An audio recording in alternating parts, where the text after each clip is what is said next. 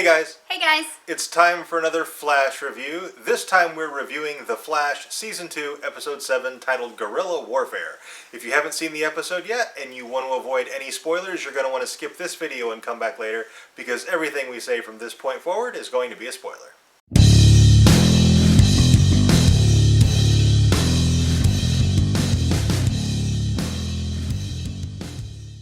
Guess what, guys?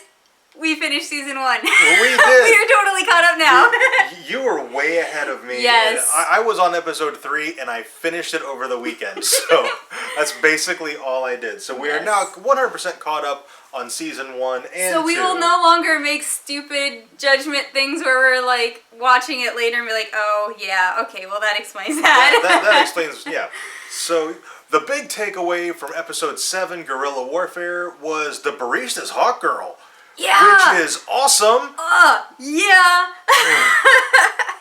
And initially, I went, okay, yeah, she's hot girl. You know, when Cisco first vibed on her. But then when he was talking to Caitlin about it, he's like, "Is there any like birdmen? You know, reports?" Yeah, he thought it was a man, but you know, the first vision wasn't very clear. And then I thought, well, you know, maybe she got saved by Hawkman, and she was traumatized, and that's why she moved to Central City is to get away from the metas where she was from. But no, she's Hawkgirl.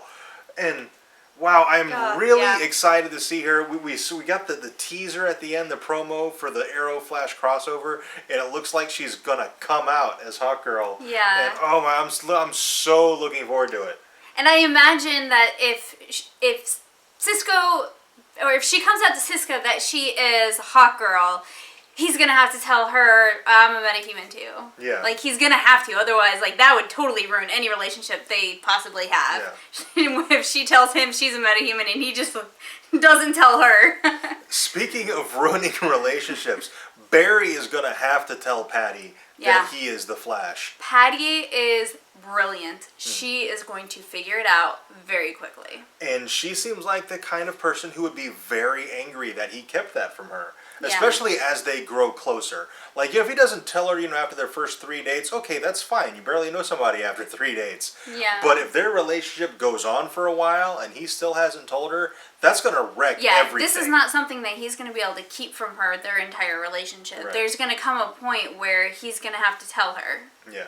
Or if she figures it out herself, I think it's going to make her mad more than anything. Yeah. And initially, I thought maybe, you know, she would totally fangirl out on him. But no, she got so mad that he lied about being sick that I think if she finds out he's lying about being the Flash, it's just going to be that much worse. I think that, like, if it's early enough in their relationship when she figures it out, I think she would somewhat be understanding, because obviously he can't tell every single person he dates that he's the Flash. Yeah. That he can't do that. But if he drags this out and doesn't tell her, it's definitely going to ruin things. His circle of people who know that he is the Flash is really big already. Yeah. So the fact that he's keeping it close to the chest makes totally perfect sense. But who knows how understanding or not understanding she'll be. And even, like, right now, he might not want to tell her. He's kind of embarrassed right now, so he might not want to tell her for that reason, like, doesn't want to disappoint her. Because he, you know, Zoom wiped the floor with him last week. And he is very traumatized. He's still suffering from PTSD, which is really not something you ever get over. No. So that's going to be, you know, something he's going to constantly be dealing with. But then he also is having this crisis of self, where his abilities are, you know, he's having trouble, you know, he's totally 100% healed. Yeah. But his abilities, you know, fizzle a couple of times. The other big takeaway from this episode for me is Joe, near the end of the episode, he's kind of just daydreaming there for a second about what it would have been like if he actually had a son of his own, which is going to be Wally West. We know he has a son that he doesn't know about because his wife never told him. That is Wally West, who is actually another Flash. Whether or not, you know, he's already become a Flash, or if that happens later in the series, we don't know yet because we haven't met Wally. But yeah, Joe does have a son out there somewhere. I do know that. I know that much from the comics about the Flash.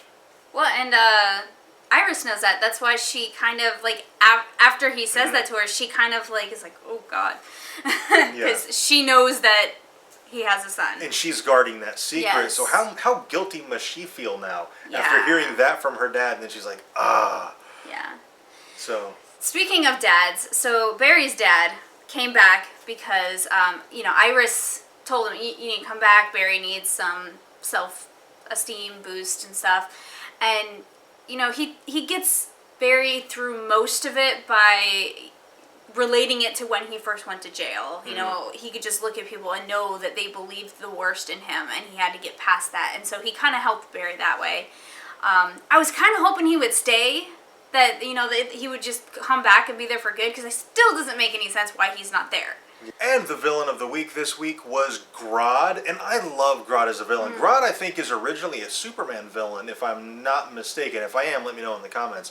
But I think he is created as a Superman villain, but he works so well as a Flash villain. Yes, he does. And yeah, I want to see Grodd rehabilitated. Like, I really feel for Grodd. Like, for an animal that didn't have this level of intelligence to suddenly get like this massive amount of intelligence.